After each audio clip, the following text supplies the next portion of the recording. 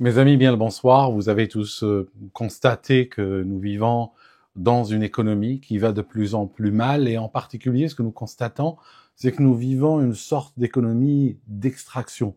C'est plus une économie qui crée de la valeur, qui va créer de l'emploi, qui va augmenter les salaires, augmenter le niveau de vie, augmenter le pouvoir d'achat.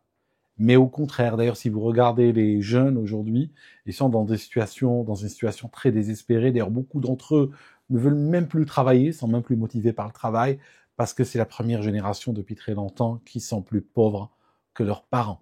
Beaucoup n'accéderont jamais à la propriété, beaucoup n'auront jamais, peut-être même pas de retraite. Peut-être d'ici que eux seront à l'âge de la retraite, le système sera déjà effondré depuis belle lurette. En fait, nous sommes dans la pente descendante du capitalisme. Ça signifie que, au départ, le capitalisme a une pente ascendante où il va prendre des gens avec, il va faire des promesses, on se dit waouh, c'est génial, on est dans un système qui va juste créer de la valeur jusqu'à l'infini. Et puis vient un moment de bascule. Eh bien, à ce moment-là, on va rentrer dans une autre réalité. On arrive dans une pente descendante.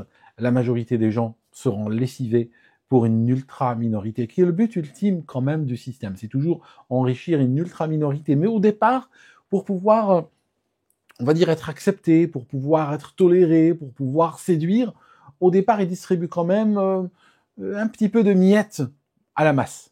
Puis au bout d'un moment, il y aura de moins en moins pour la masse et de plus en plus pour une ultra-minorité. C'est ce que nous sommes en train de vivre aujourd'hui. D'ailleurs, vous savez, il y a 20 ans, je travaillais dans une chaîne de télévision du câble. C'était en France, c'était une chaîne de télévision spécialisée en bourse. Eh bien, à l'époque, quand on parlait d'économie, c'est une niche. Ça n'intéressait pas grand monde. Il y avait toujours des gens qui boursicotaient, qui s'intéressaient et tout, mais c'était relativement niche. Aujourd'hui, c'est pas la même chose. Aujourd'hui, tout le monde s'intéresse à l'économie et j'ai envie de vous dire pour les mauvaises raisons, parce que ce qu'on voit, c'est qu'il y a un appauvrissement et les gens ne viennent pas s'intéresser à l'économie parce qu'ils sont devenus soudainement plus riches et ils savent pas quoi faire de la manne ou de l'argent. C'est plutôt le contraire, c'est qu'ils réalisent que leur niveau de vie s'est effondré. Je parlais l'autre jour à quelqu'un, c'est juste anecdotique, mais on se comprend. Il m'a dit, j'ai une voiture, elle a un petit peu vieilli, elle a une douzaine d'années, j'arrive pas à la changer parce que si je la change, je ne peux plus acheter la même, ou je pourrais plus acheter une voiture de la même gamme. Ça veut dire que son niveau de vie s'est dégradé. Et ils sont des millions dans cette situation-là, et ça va de plus en plus. Plus on avance, plus on creuse. Qu'est-ce qui se passe? L'économie d'extraction, je vous donne juste un exemple tout bête. L'autre jour, je suis en train de regarder en ligne, et sur mon navigateur s'est affiché une publicité. La publicité disait, à partir de 25 livres sterling par mois, on est en train de parler de presque la même somme en euros, peut-être 27, 28 euros, par mois, notre assurance maladie vous permet de sauter les files d'attente à l'hôpital. Ok.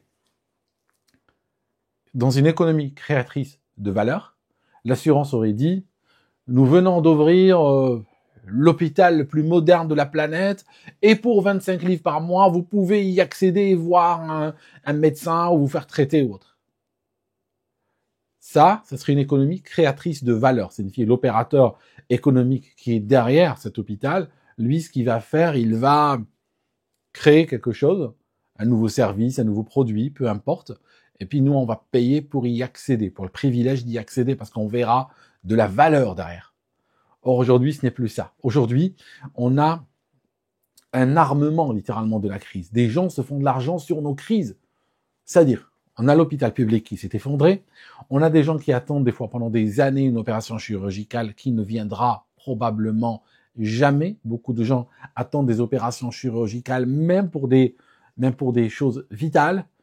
Ils doivent attendre, et puis parfois ils meurent avant même que leur tour ne soit venu. Donc il y a une longue file d'attente. Pourquoi? Parce que le système, eh bien, souffre de bureaucratie chronique, souffre de désinvestissement, non-investissement. On n'a rien construit depuis très longtemps. On a fermé les cliniques de proximité. On n'a pas formé assez de médecins. On n'a pas prévu, on n'a pas planifié, parce qu'en fait, on a des urgences qui ne sont pas de ce monde. Ça signifie quand on est au Royaume-Uni, notre urgence telle que nous la voyons n'est pas de se dire, si on est grounded, hein, si on a les pieds sur terre, si par exemple j'ai les pieds nus et je suis sur terre dans un jardin et que je sens le sable ou je sens la terre, à ce moment-là, je dirais que le problème de ce pays serait si je regarde les statistiques de la pyramide des âges, une population vieillissante, forcément qu'il y aura besoin de plus en plus de médecine, et ça fait pratiquement, durant ce millénaire, on n'a pas ouvert un hôpital significatif. Ça veut dire qu'on va manquer de médecins. Beaucoup de jeunes sont brillants, sont motivés, on leur donne pas l'opportunité de se former à la médecine. Donc ça serait un problème où on investit. Mais la réalité, c'est que nous avons des politiques qui, eux, sont déconnectés de la réalité. Ils voient un pays comme celui-ci et ils disent le problème du Royaume-Uni, c'est le réchauffement climatique. On vit dans un pays où il fait 9, 8 degrés à la fin août, le matin. 2024, vous pouvez toujours regarder dans les statistiques, on a eu des températures largement inférieures à 10 degrés. Durant le mois d'août, on a un pays très froid. Et puis notre préoccupation principale, ce n'est pas la population vieillissante, c'est plutôt le réchauffement climatique sur lequel on dépense des milliards qui partent juste chez des groupes d'intérêt proches des politiques qui gèrent ce pays. Enfin, qui font semblant de le gérer, mais ce qu'ils gèrent, ils gèrent leur propre intérêt. Donc, je vous disais, on n'a pas de valeur qui est créée. Parce que tout simplement, on prend une crise et on se dit, tu sais quoi? Toi, si tu as de l'argent, tu me payes, je vais t'insérer devant les autres. Et la pauvre vieille qui attend une opération pour sa hanche, qui est quasiment handicapée maintenant et qui peut plus marcher, qui peut plus bouger, comme elle n'a pas de quoi se payer 25 € par mois, eh ben, celui qui a de quoi payer, ben, il rentre devant elle. Lui, il passe devant et elle reste au fond. Elle crèvera. Vous voyez? Ça, ce n'est pas une économie de création de valeur. C'est une économie d'extraction. On est à la fin. On est en train d'extraire, on est en train de gratter les fonds de Corbeil. Je vous donne une autre. À Londres, on a une ville embouteillée. Qui dit embouteillage dit, bon, voilà, si tu es en train de gérer une ville et il y a de plus en plus de véhicules, eh bien, ton travail, c'est te dire comment on va faire fluidifier le trafic. On va créer plus de routes, on va construire des ponts là où il y a des fleuves, souvent ça crée des bouchons, on va essayer de créer plus de ponts, on va essayer d'utiliser peut-être de nouvelles technologies. On a aujourd'hui l'intelligence artificielle, on a des caméras, tout ça, on peut peut-être essayer d'imaginer un programme qui fluidifie, qui gère par exemple les feux tricolores, qui va les gérer de manière à les rendre plus efficaces. On va peut-être envoyer des flics à des carrefours et puis essayer de leur faire gérer la circulation, la fluidifier. On se débrouille, on trouve une solution. On est là au service du public. Le public veut se déplacer, nous on va être au service de ce public qui veut se déplacer. C'est le public qui définit ses priorités. Nous on est à son service dans un pays qui fonctionne normalement. Au contraire, dans un pays qui fonctionne pas normalement, tu as une élite qui gère, qui est complètement déconnectée de la réalité du peuple et qui va punir le peuple pour exister. Tu devrais pas être là, tu devrais pas venir, tu devrais même pas être né. Voilà, laisse-nous tranquille, pars, reste chez toi. Alors qu'ils ne réalisent pas que ce public, c'est leur employeur. Donc, qu'est-ce qui se passe? Aujourd'hui, à Londres, on a la plus grande zone de ce qu'on appelle, au monde de ce qu'on appelle la congestion charge. Ça signifie, tu arrives à Londres et tu payes une taxe d'embouteillage. Tu es coincé dans un embouteillage, mais tu sais quoi? On va te faire payer une taxe d'embouteillage. Des milliards sont prélevés du public pour une taxe d'embouteillage. Est-ce que ça crée de la valeur? Non, on n'est pas en train de créer de la valeur. On est en train de prendre des gens qui sont coincés dans un embouteillage et on va leur prendre de l'argent sur la base d'embouteillage. C'est exactement comme pour l'histoire de l'hôpital. Donc, ce qui est en train de se passer aujourd'hui, c'est qu'on n'est plus capable de créer, on n'est plus capable d'inventer, on n'est plus capable de ramener, d'être présent sur de grands enjeux. Par exemple, vous regardez l'IA, l'intelligence artificielle, pardon, autant vous avez, mettons, quels sont les premiers noms qui viennent à la tête, comme ça les gros mots-clés. Vous avez ChatGPT qui appartient à une société américaine qui est extrêmement valorisée aujourd'hui. Il fonctionne en termes matériels avec des cartes qui viennent de chez Nvidia, entreprise américaine également, qui est, je crois, l'entreprise la plus valorisée sur Terre. Quand son cours bouge d'un tout petit peu, comme ça, de quelques pourcents, c'est des milliards de valorisation qui changent en une seule séance boursière. On pense à DeepSeek, le chinois qui a rivalisé littéralement en quelques jours avec ChatGPT.